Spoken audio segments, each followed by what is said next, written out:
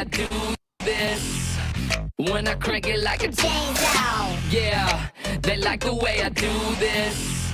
When I crank it like a chainsaw. Full throttle, heavy metal, set the bar, next level. Wasteland, getting all janky, so glow. Chainsaw. Let it go with them elbows back. It's smoking just like this track. Shirt is soaking from all this sweat. Catch my breath. Chainsaw. Now hear me roar. I'm an eight, next predator. From the sycamore, let's get Skeletor. Chainsaw. Chainsaw. Watch it learn, watch it learn. Get that thing cranking, yeah, slash, slash, burn. Bow to the knees, yeah, crank it like a chainsaw. Bow to the knees, yeah, crank it like a chainsaw. Crank it, crank it, crank it, back. Crank it, back, back. Bow to the knees, yeah, crank it like a chainsaw. Crank it, crank it, crank it, back. Crank it, crank it. Welcome into Wildcat Sports Talk. My name is Adam. That is Tim. And we are here for another night, another show here on a Friday night. Got a loaded show for you tonight. A couple of special guests coming up. One of which is Shagari Alleyne. You may remember him. You should. 7'4". Can't miss him. And the other of which is Randall Young. And if you don't know Landon Young, then you've been living under a rock. Because he is a big-time defensive player for the University of Kentucky. Hope you and yours are having a good night. Tim, what's up? What's up, Adam, man? I am so pumped up about tonight's show. Man, if you can't get pumped up about tonight's show, something's wrong with you, man. Like you said, Landon Young's dad's going to come on, talk to us a little bit about his son, about UK. And, man, we've got big, huge, giant, 7'4" Shagari Alleyne coming on the show, man, and it is so awesome. I am so pumped up, man, because he's an interesting guy, man. He's not just 7'4" and played at UK. He is an interesting guy, and I am super excited about this show, Adam. Did I say defense? I meant offense. Sorry, Bill. Yeah, he's on the offense. Oh, Landon That's Young. my fault. Yeah. Yeah, no, he is. He is. Listen, when I think of the offensive line, they are so, like, to me, they're so good and they're so talented that, like, it's weird because, like, you know, they always say defense wins games, and I think of blockers as part of a defense. And, I mean, the O-line is the big blue wall, so, you know, I always think of that. But, yeah, thanks for correcting me. Yeah, he is definitely a big-time offensive player. And that offensive line, we're getting pretty much everyone back. It's going to be insane next year. I just, you know, I keep saying I hope it happens. I don't know how to say that enough. Yeah, Adam, I know what you mean, man. And whenever it comes to UK football players, there's certain names that you can say and you just recognize them right away, like that's a UK football player. And Landon Young is one of those guys. He has one of those names. You've heard him call his name. You know who he is. He's big time. And, you know, we're pumped up to talk to his dad and get a little insight from him about what it's like, you know, what it's like to be have your son play for UK and be such a star. Man, I am just I'm ready to go, man. I'm excited. It's a good day. It's a pretty day outside. And, man, Wildcat Sports Talk is live, ready to go, man. Check us out in all the different formats. Adam, man, I am pumped up, man. I'm just happy today, man. I'm happy to be here.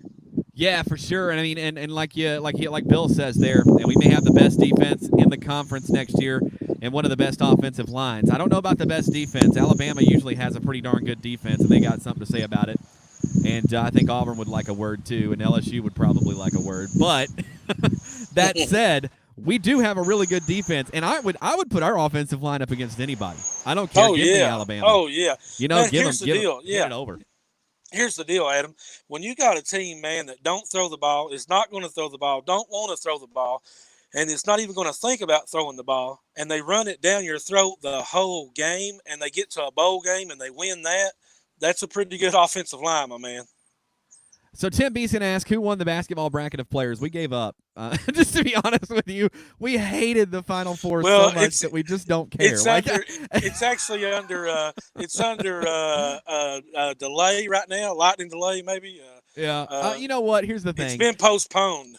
Anthony Davis and Jeff Shepard are on one side. Tony Delk and Kenny Skywalker on the other. Those are just horrendous matchups. I mean, like, it's pretty much going to be a cakewalk on one side, and then on the other side, you got to think, Tony Delk or Sky Walker, and I would go with Sky, you'd go with Delk, and so again, you know what? We should just finish it out sometime. We don't have to do it right now, but we need to get that finished out so we can just crown a winner. And maybe we'll just ask Shagari tonight to give us his takes. That sounds good. Sounds good to me. Shagari Alleyne, man, I am so pumped up about this. I mean, how often is it that you get a chance to talk to a Harlem Globetrotter, man? I mean, come on. Well, and it's funny. Of the cats that were Harlem Globetrotters, he is not one that I remembered. I do know. I know Wayne Turner was one. Mm-hmm. But I had no idea that Shagari Alleyne was one. So that's going to be interesting to talk about with him. I think they nicknamed him Skyscraper. Yes, so a good championship man. Anthony Davis. Say it again. He said it'd be a good championship match. Yeah. Okay. Yeah. I think Davis was the favorite going in, and look at Les there throwing that out. Can you see that? very good. Hey, very good, Les. If any comment you could have took somebody's name off and I could have guessed it, it would have been that one. That's so Les Dixon right there. It's a good one. Hey, so can I use the power of this show for just a second? I want to do something really quick. Do whatever you want to do, Adam. All right. So, my grandfather. Most people, this story, Tim. You know what this is. I need the Big Blue Nation, and I need people out there to rally with me and help me get my grandfather honored. I'm going to tell you the story real quick, and so basically what it is he is 92 years old right now. He is a pharmacist, and he is currently working right now amidst the coronavirus pandemic. And I would love to get him a Kentucky Colonel. I think he deserves it at 92 years old, being out and about and doing this and still working. But two, I want this story blown up all over Kentucky, and I can't get anyone to pick it up. I don't know why. I have connections everywhere and just can't. There is a guy right now watching. His name's Les Dixon. He may be able. Now, where does your dad live? I mean, where's your grandpa live? So Granddad, he lives in London, Laurel County. He commutes every day to Parkway Pharmacy in Barberville. Okay. Yeah, that's definitely right in Les Dixon's wheelhouse. Yes. And I feel like it's a crazy good story. And so if you're out there and you have a connection that may be able to help me point it in the right direction, I would be eternally grateful to you. It's just one of those things that, like, I want to make this happen for him. This is not a personal thing for me. This is for him. And, he's 92, and I think he deserves it. So that's Hey, Adam, I'll tell you what, man, I'll do everything that I can do for you, and this is the only thing that I can think of off the top of my head. But if somebody doesn't pick that up in a few days, a week or so, I'll tell you what I will do, Adam, because I've done a lot of this during my time at a newspaper. I will actually go out and take a picture, and I will interview him, and I will do a story, and I'll send it to all the newspapers if nobody picks it up. Awesome. Well, without further ado, let's bring in the man of the hour, Mr. Shagari Alleyne. How are you, sir? I can't complain. How you doing? I'm doing great. Hey, Shagari, I'm Tim, and that's Adam right there. But, man, we are super excited to have you on the show, man. We're big fans, and we're so grateful for you to come on, man. We appreciate it. Much appreciated. I definitely thank you guys for having me on. Yeah, for sure. So, Tim, I'll start with this one. Shagari, tell us a little bit about your time at Kentucky. Tell us about Coach and just kind of go over that for us a little bit and kind of your experience with the Big Blue Nation. Man, Kentucky, my time at Kentucky was incredible. It's something that it's some of the best times in my life, to be quite honest. It's something that you have your visions of what you're going into when you enter a school like Kentucky. But when you actually get there and you experience the fans and you experience the overall atmosphere, it's amplified times 10. and it was a beautiful experience for me. Hey, Shagari, man, I know you're currently in New York, living in the Bronx. Is that right? That's correct. Yes, I'm in the Bronx. Tell us what a culture change that is, being in the Bluegrass State, being in Kentucky. How big of a shock was that for you? And just describe the difference for us. That's a great question. When I first got, I remember when I first got to Kentucky.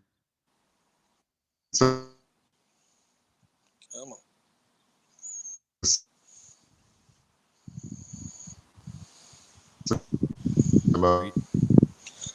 We're losing you a little bit there, Shagari. I don't know if you can hear us. Can you hear me, madam? Very no. It's frozen on my end. How about can you guys hear me now? Oh, I can hear you now. Yeah, we hear you now, man. We hear you now. Okay, cool. Coming from New York is the Big Apple. It's the city that never sleeps. Everything you hear about New York, that's what it is, right? And so when I got to Kentucky, it's the total opposite. You know, things close a lot earlier. If you want food late at night, you can't really get it except, you know, at certain places. So that was definitely a culture shock. I remember my first night, not being accustomed to the complete quietness. Always accustomed to the noise going to sleep. So that was something I absolutely had to get adjusted to. Man, tell us what it was like getting there at UK and playing for Tubby. I mean, we're all big Tubby Smith fans, and we've heard a lot of good things about, you know, from players that played for Tubby. Everything we hear is good. What would you have to say about Tubby and what it's like playing for him? Playing during that time, it was great.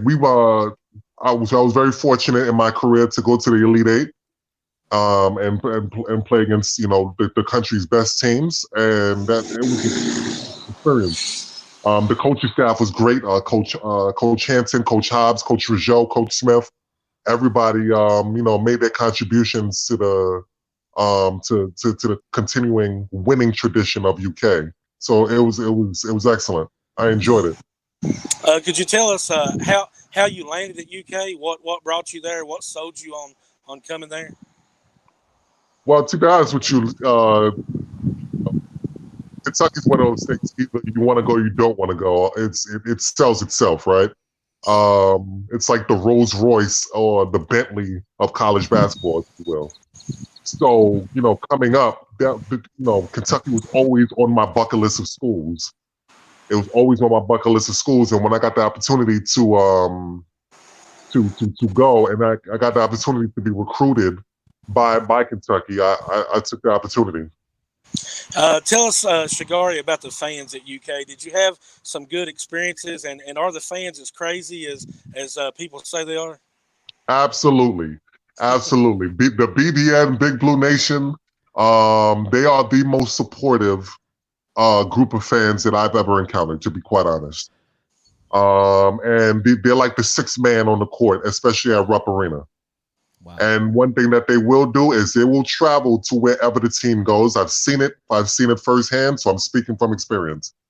That BBN, the BBN, you know, my hat goes off to them. I got a lot of love and respect for the BBN. Absolutely.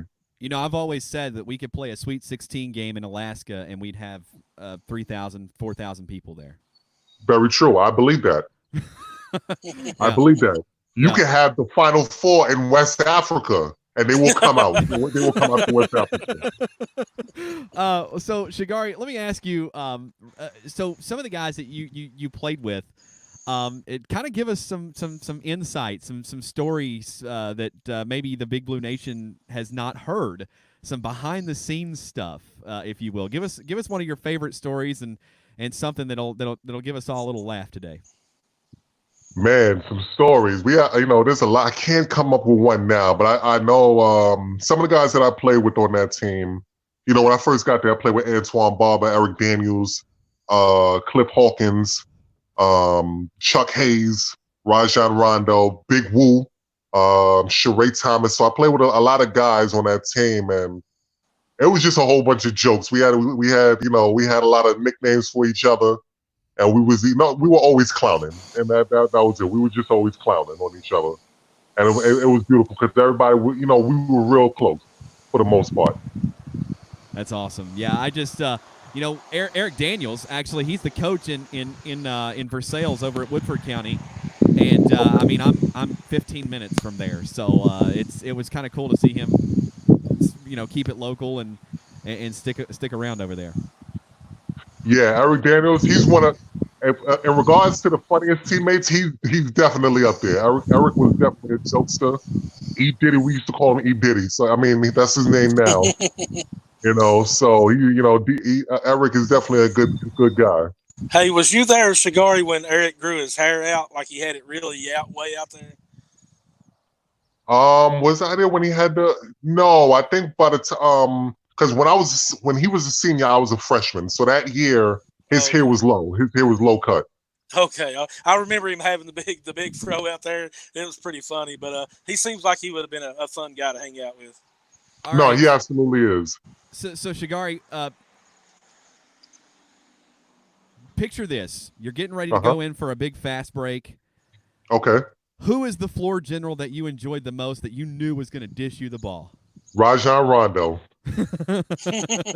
Rajon Rondo, absolutely. That was my guy.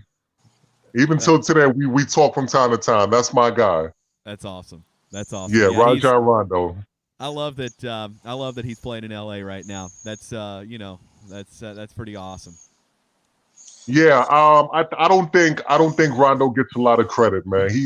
Me personally, and it might be a bias, might be a BBN bias, but I personally think when it comes to point guards, he's the best point guard in the league.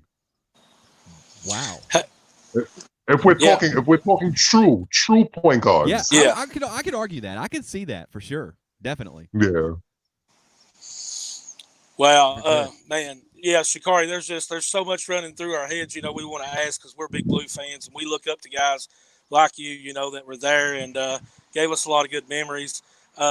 Man, after you played at Kentucky, you did some other things, but one of the biggest things that stick out was you was a Harlem Globetrotter, man. I mean, that's got to be a really cool feeling.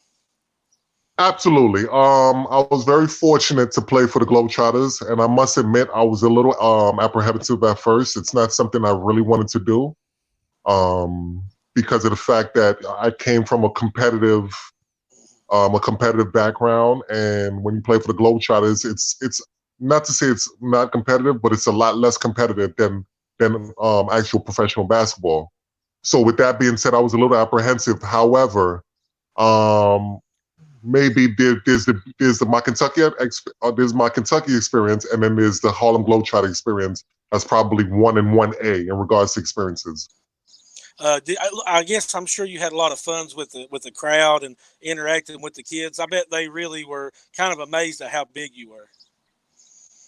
Yeah, very true. They were very amazed, but it was the way I saw it, especially going into it. It gave me an opportunity to really show my personality as well, and that's what they flocked to.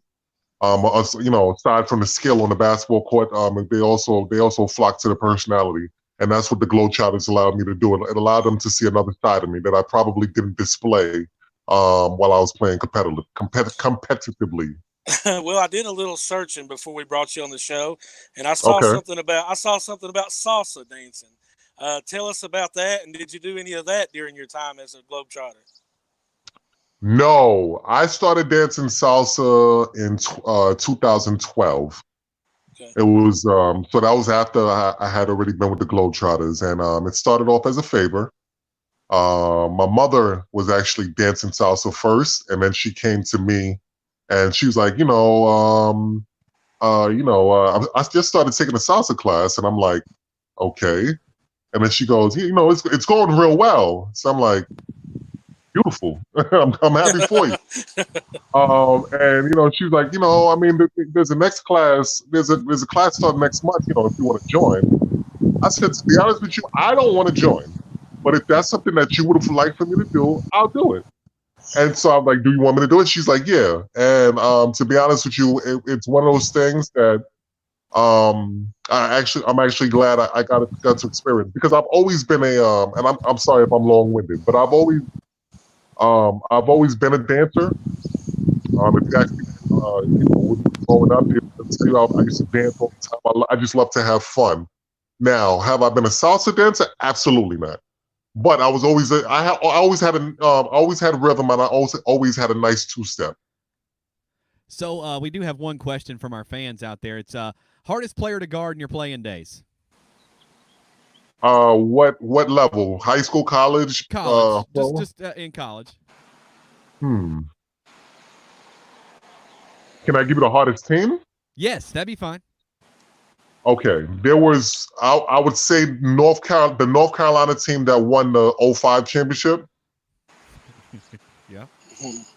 With Sean May, Raymond Felton, Rashad McCants.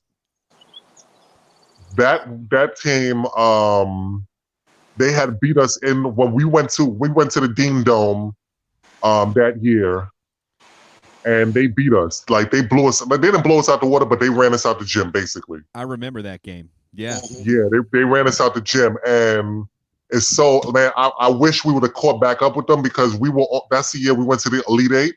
And if we would have went to the Final Four, the national championship, we would have played them, and I truly believe that we would have got them back.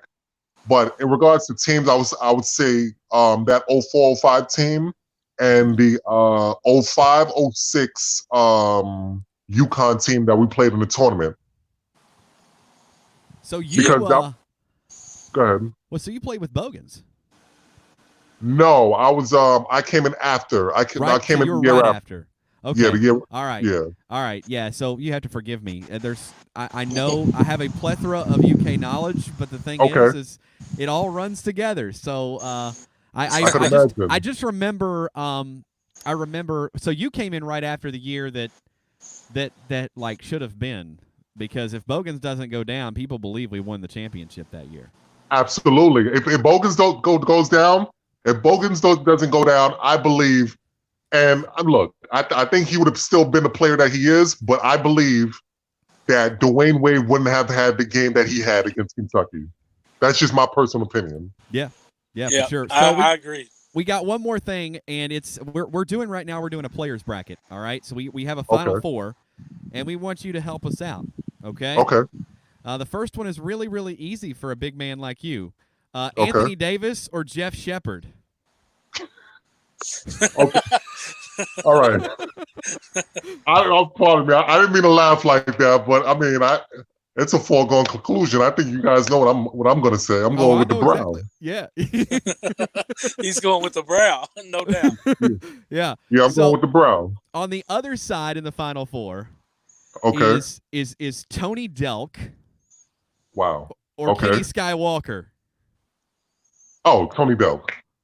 Whoa. Okay. Yeah, no, I'm sorry. Whoa, hold on. Wait. Oh man, that's tough. I was going to say that's a tough one now, Shagari. Yeah, no. It is.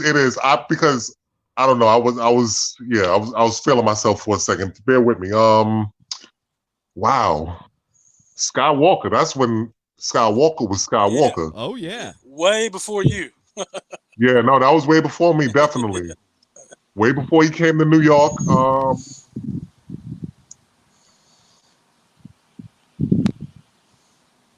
Okay, it's a tough matchup, but I'm going to give the edge. It's not a landslide.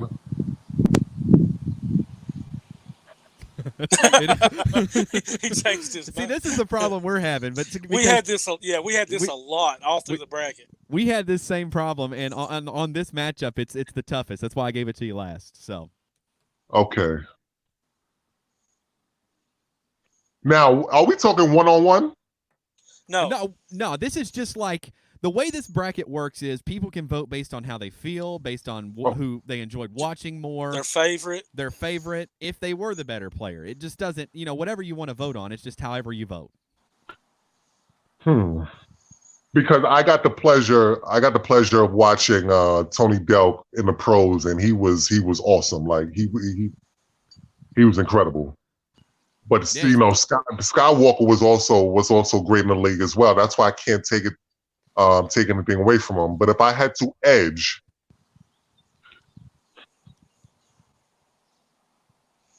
Skywalker, don't hate me. I'm going with Tony Delk. I'm sorry. There it is. There it is. There And it I'm you, is. sorry. and yeah, no pressure, but you're the deciding vote. You're the one put him through to the championship.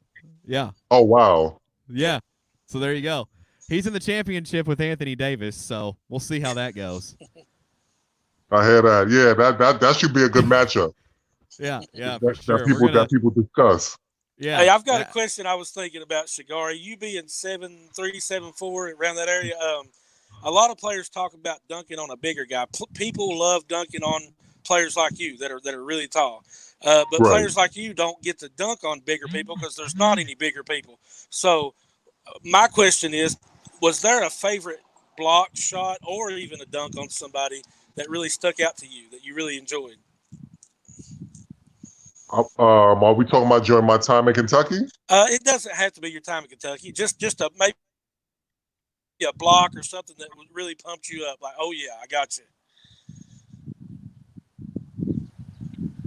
I remember we played LSU at Rupp Arena my sophomore year, and if you guys get a chance to get this footage, you should check it out. It was we played LSU during that 2004-2005 season at Rupp Arena, and myself and Chuck Hayes, we did a 4-5 pick and roll. And this is when they had Brandon Bass and Big Baby and those guys, Tack Minor. That was that LSU squad. And so the reason why I'm bringing this one up, and I do have one more, but the reason why I'm bringing this one up in particular is because Chuck drove the lane and he just threw it up. And when he threw it up, I couldn't even see the ball. I had my eyes closed the whole time, and all I felt was my hand on the ball and go in the rim, right? Yeah. So when I'm hanging on the rim and I look down and I'm looking down to see who I'm on top of, and it's Glenn Davis. Oh. And it's Glenn Davis, and I was like, yo, this is crazy. And Chuck is just going, he's just backpedaling, just laughing. He's like dying laughing. That's awesome. I bet that was a good memory. That is so cool. Absolutely. And I got one more if you don't mind. No, go ahead. We played Cincinnati in the tournament, the round of 32 at is it the RCA Dome with a Colts used to play? Yeah. Yes. Okay, yeah, the RCA, the RCA Dome where the Colts used to play, and we ran a play. We're playing against Cincinnati. James White, Jason Maxiell, Eric Hicks, that team. So Rondo comes down the middle. He dishes it off to me. I got it. I got it slapped out my hand. I picked it back up, and Jason Maxiell, he caught the rough end of it, and and I was able to just dunk over him. That's another one of my favorites. Yeah, I think Adams pulled up some highlights there. Oh yeah, this is the SEC tournament. Yep, for sure, yeah. Well, Shagari, we really appreciate you coming on with us, man. We love it, and anytime we can get a former player on, it really right now during this coronavirus and this quarantine, man, the Big Blue Nation needs all the love they can get, and I never realized how tall you are, man. My goodness. Absolutely. Yeah. Hey, Shagari, man, yeah, like he was saying, we do appreciate it. And if this is something you enjoy doing, we would love to have you back on as much as you would like, man. Sure, absolutely. This is actually something I majored in just in regards to stuff like this, broadcasting, podcasting, different things of that nature. So yeah, absolutely. Thanks a lot. We really appreciate that. We'll be staying in touch with you. We look forward to talking to you again, man. All right, definitely. I'm looking forward to that as well. All right, go Big Blue. Go Big Blue. Yes, thank you. All right, that is Shagari Alleyne. Very UK cool. Great there. Yes, very awesome interview. But and just how this show flows, folks, because we have so much to do and a very short window of time to do it. We are going to take a 30-second commercial, and when we return, we will have interview with Randall Young, which that would be the father of Landon Young. So that is coming up in just minutes right here on Wildcat Sports Talk. Have you been in an accident, need legal help? Contact Gambrell & Wilder Attorneys at Law. They remind you to drive safe and arrive alive. They're located at 115 Virginia Avenue in Pineville, Kentucky. Just give them a call, 606-337-5015. Truck or car, wreck injuries, work injuries, they've got you covered. 606-337-5015. You can find them online at GambrellWilderLaw.com. All right, we are back right here on Wildcat Sports Talk. My name is Adam. That is Tim. And we will go ahead and bring in Randall Young. Mr. Young, how are you, sir? I'm fine, thank you. How are you? Doing hear me? fantastic. Yes, can you hear us? Yeah, we can hear you. Hey, Cool. what's up, Awesome. Randall? I appreciate you coming on the show, man. I'm Tim, and of course that's Adam, and we really appreciate you taking the time out to talk with us today, man. Thank you. Nice meeting you all. Adam, you want to start it off? Yeah, so I want to talk to you a little bit about, first of all, for me, Mhm. like I told you earlier off the air that, I'm a big proponent of football. I love it. Oh, yeah. So tell us a little bit about Landon's journey and of course, once you finally realized that he was going to be a Wildcat. Well, he never was really a huge football guy until he got into high school. To be honest, I didn't have much faith in him being a good football player either at that point. I started bringing him to long snapping camps and discus and shot put camps, thinking maybe he can get a partial scholarship. I had no idea how scholarships worked in football at that point. I knew there was a possibility to get a partial scholarship through track and field, and I thought perhaps as a long snapper, he was pretty good at that. And I thought, well, he'd be all right with this and maybe get something with his college paid for. But he started playing line. Of course, he played line a lot anyway, but he played defensive more than he did offense. And I brought him up to a couple of Wildcat camps. And, we just thought it was kind of a dream. If they see something in him, maybe he'd be okay, maybe not, who knows. But it really never dawned on us that he would be good. And so he started going to these camps, and his freshman year, they just thought the world of him. They started him on defense, and then all of a sudden, Coach Slarman got a look at him, and he'd heard of him. He talked to who was the recruiter prior to? It was Smith, wasn't it? But anyway, he had recruited him a little bit, but we never thought anything of that. And so he ended up, Slarman saw him working out with Brumbaugh over there on the second day and said, well, I got to have him as an offensive lineman. He looks like he's got what it takes. So he put him over on the offensive side, and it was just amazing. He went against 2 or 3 rising seniors as a freshman and actually did really well. And so he's going to be there. At that time, it was a 3-day camp. It was a half a day on Saturday, all day Sunday, and a half a day on Monday. And I was supposed to pick him up at noon. So I get a call at 11:30, and Landon says, you got to come and talk to Coach Stoops. And first thing I think is, oh, man, what have you done? No, nothing. You're in trouble. And he said, no, I'm not in trouble. He said, Coach Stoops wants to talk to you. I said, he doesn't know me. He said, but he knows me, Dad. So I went over there, and it was like a dad's dream. And everything you dream of, it just happened. And met Coach Stoops on the 50-yard line, and he told me how good Landon was, and that he's going to offer him. And I thought, I have no idea what this means, but it's got to be good. So we went out to the stadium there, and John Slarman walked with me, and I asked him what all that meant. He explained it to me, and by the time we got home, there was 2 or 3 reporters in the front yard of the house, and I just couldn't believe it. So at that point, we started thinking, he's got something. And again, we didn't know. We thought he was going to be a thrower, long snapper in college, and that was it. But that just started to open up his doors, and he committed a week later. And although it was a bit early, we had advice from the coach that was a good thing to do, and then things kind of quieted down for a while. And about his junior year, he starts getting a lot more contacts, and by the time his senior year rolls around, he's getting offers from all over the nation, and we realized at that point that he was pretty good. Wow, yeah. So tell us a little bit about your kind of your experiences with Mark Stoops and some of the other coaches there.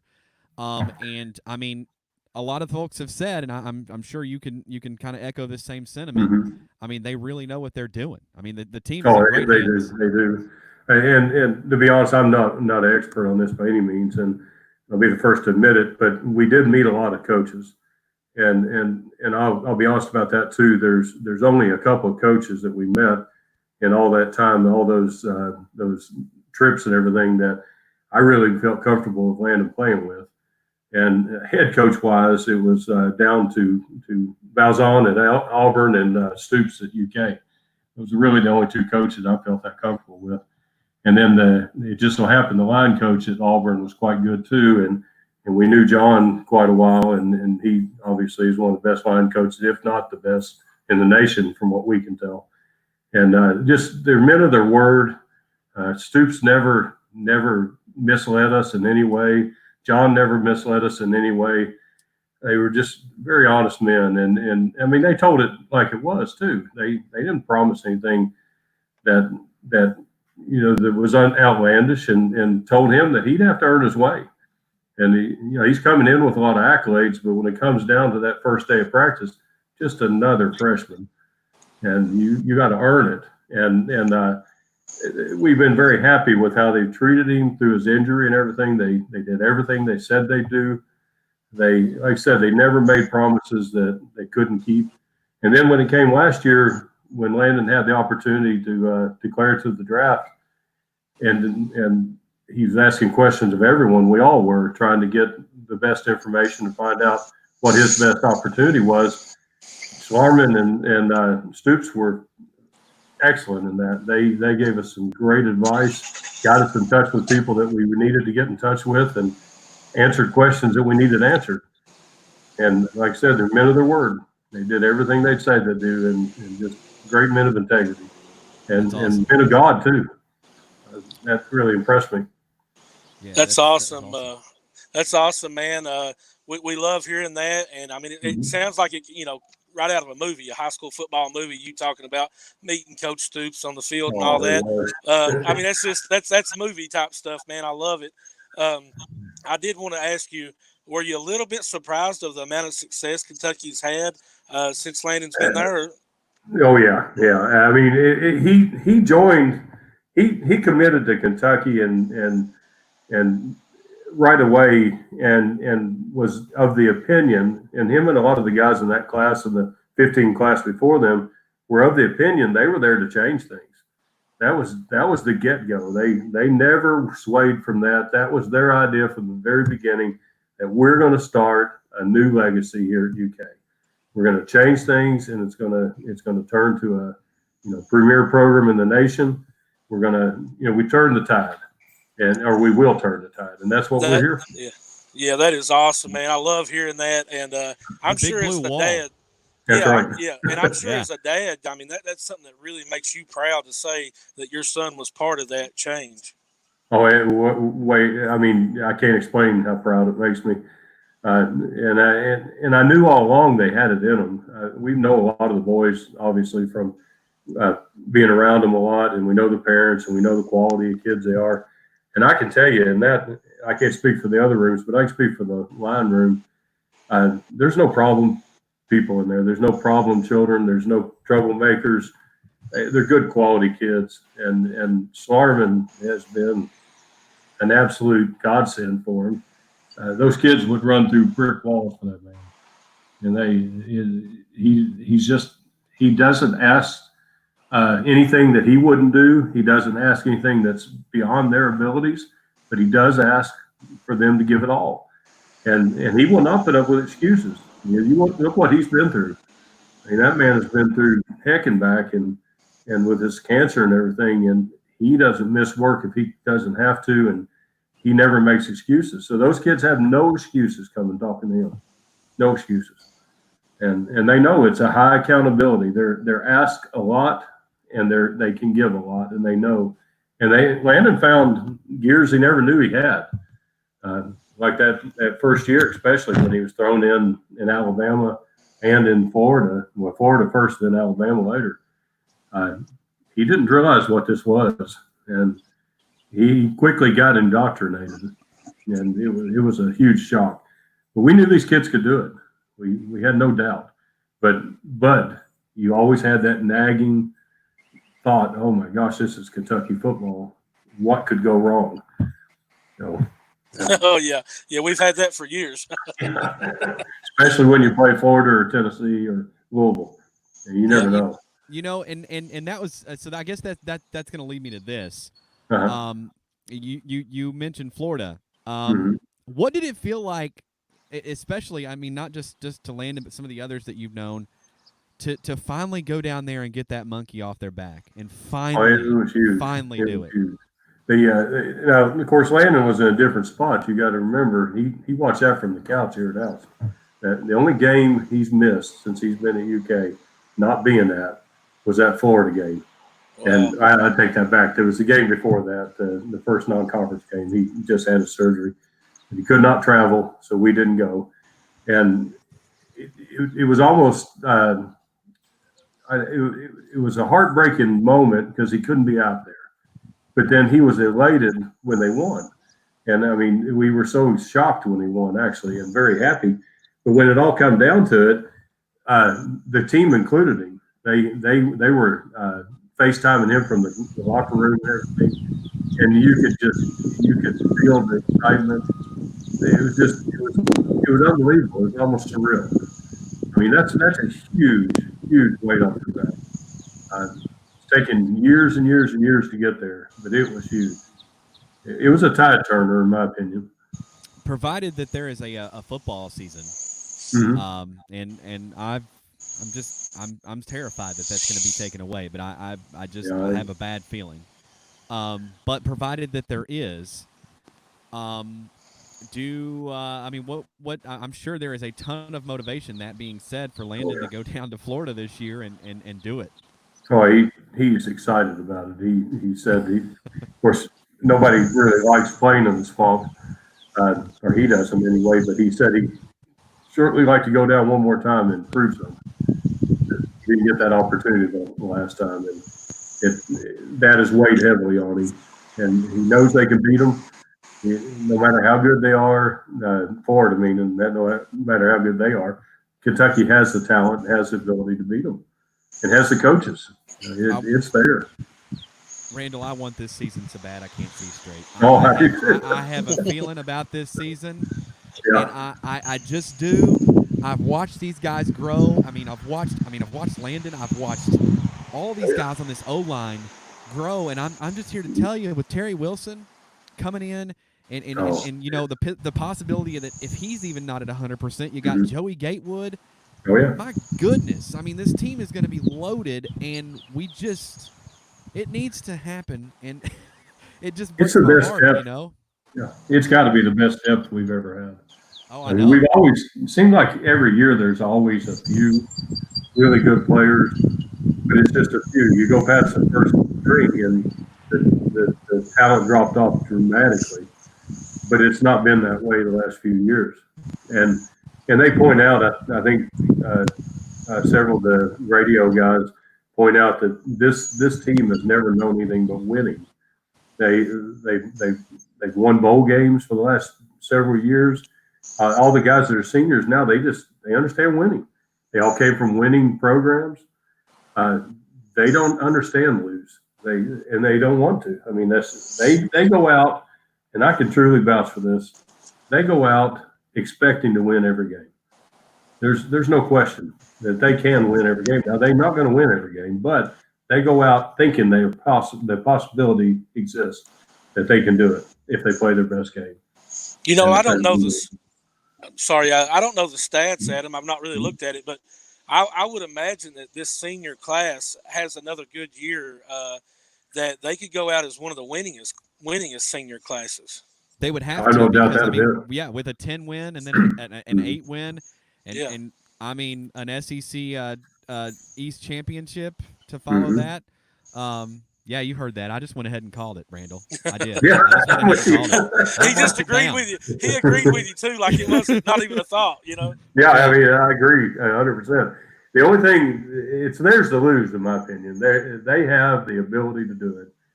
The only thing that can keep them from it is what's between their ears. That's it. Yeah. Their bodies are capable. They have the talent. They know what to do. They have the strength coaches. They have the position coaches. They have the head coach, the coordinators. And Eddie made a really good point last night on Dick's show that he, it's so good that we're going into this with, number one, five spring practices, and number two, coordinators that have been there at least a couple of years. And that's important. I mean, can you imagine starting out a year like this with a brand new coordinator? Wow. Or good brand new position coaches? Well, that'd be tough. I can't imagine. So UK's positioned quite well for this.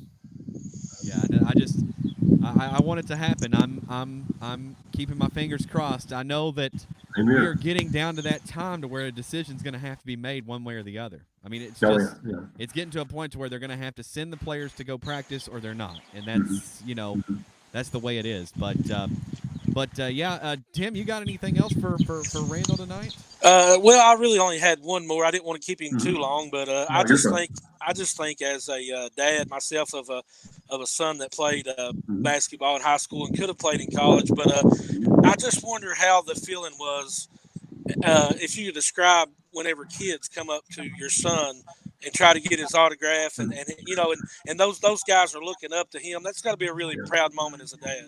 It's huge, and I tell him all the time about the fact that a lot of little eyes are watching him, and that he's got to really keep himself beyond reproach. I mean, you can't mess up. You got all these little kids watching, holding you up as a hero figure, if you will. And I said, you just can't. You got to be a good kid, and you got to show a good example.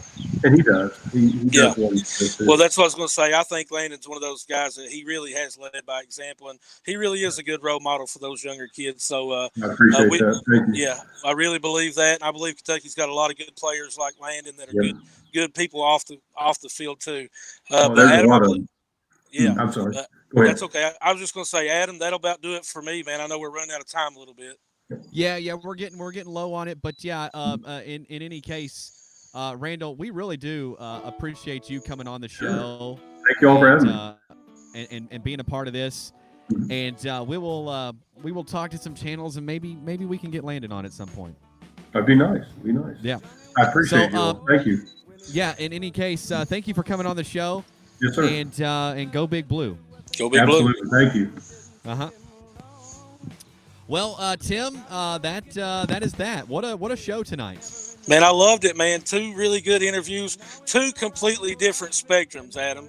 I mean, we went from one place way completely over to another place, and both places were great, man. 2 good interviews. I really enjoyed it, man. I enjoyed being on here tonight. Yeah, for sure. And, like I said, for me, I always love getting former UK players on, but I always also love to hear from parents. I think that's a really big dynamic, because for me, it kind of gives you that insight. I'm a dad, you're a dad. We know how we would feel, and so it's nice to see other parents out there that their kids are getting a lot of success, and I think Landon is a fantastic kid, and even more so. I think that this offensive line this year, like I said, man, I just hope we have a football season. I really do. I do too, buddy, really bad. I want to address our followers, our viewers right now. Guys, please do us a big solid and share this video. Make sure you share this one, because this is another good one, guys, and we want as many people as possible to see this. So give it a big like, guys. Give it a big thumbs up, guys, and give it a share, and it means the world to us. And we really appreciate you guys for tuning in. Y'all are very special to us, and you're the reason we do this. Absolutely. Well, thank you for tuning in. Thank you to Randall Young, and thank you to Shagari Alleyne for coming on the show tonight. My name is Adam. That is Tim. Hey, Adam, And, one more thing. Yes. One more thing. We got a big show coming up Monday, guys. You don't want to miss this one. Oh, yeah. You don't want to miss the show coming up on Monday. We're going to tell you all the details on the page, so make sure that you check that out. iHeartRadio. You can follow this show if you want us to hear us. We're on iHeart, Spotify, iTunes, Facebook, as well as YouTube, streaming worldwide, folks. So that's it. Thanks for listening tonight. You've been listening to Wildcat Sports Talk. Love you guys. Peace out.